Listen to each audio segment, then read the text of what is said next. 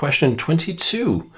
A backup administrator has been tasked with configuring a new daily replication jobs on the Microsoft Hyper-V platform from their production site to a secondary site. The secondary site is currently successfully used for storing backup copies. Okay, so they must be making backups and then sending copies to the secondary site. After configuring the job replication jobs, the backup administrator finds incremental runs of the replication jobs are unable to complete within the allocated backup window. How should the backup administrator proceed? So we have some jobs that are all running at the same time, right? They have backup jobs that are running, and then they have copies being made to the other side. And now they also want to start running these replication jobs. That might perhaps, we don't know too much about bandwidth and so on. We know the backup copies are successfully running. So that part means that at least they're able to move the data across. So since it doesn't mention anything here about the replication job running, let's say every hour or anything, just that they are running daily up here, we can basically say probably the backups are also running once a day, at least. It doesn't say anywhere that they're running less frequently, at least. So I would say, why not use the backups as a source? So we could configure the replication jobs to utilize replica from backup to leverage the backup copies on the second side. That sounds good to me. Configure the replication jobs to utilize replica mapping to leverage the backup copies. No.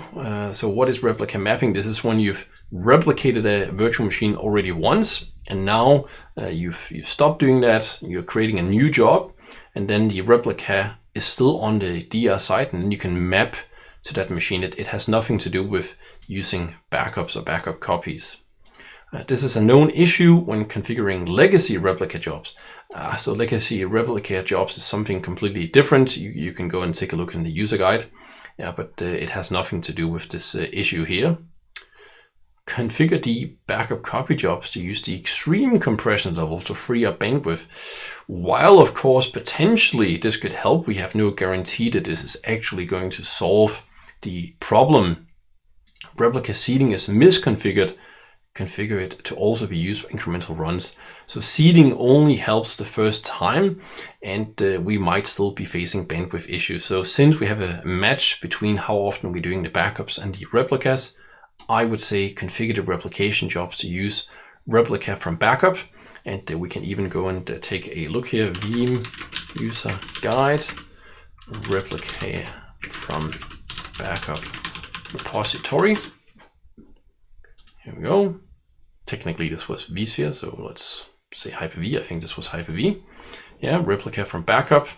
And we see a little bit of a text table. Let's go down and see how it works. So some information here you can go and take a look at. But let's go to the start of the job here. So when we get to step number 4, specify data source, we've basically gone to the, well, let's go one step back. No, one more. Okay, so and this step here, we are just getting some names. Then we start specifying the virtual machines that we want to replicate. And from here, we are basically adding in, but then we can click this source button here. And that's the step number 4.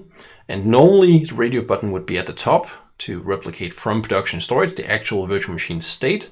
But I would, of course, then instead pick the from backup files. It will then take whatever is the latest state in the backups, set this to then be the backup repository or scalar repository or whatever it is that we have, but on the second site, and use this as a source.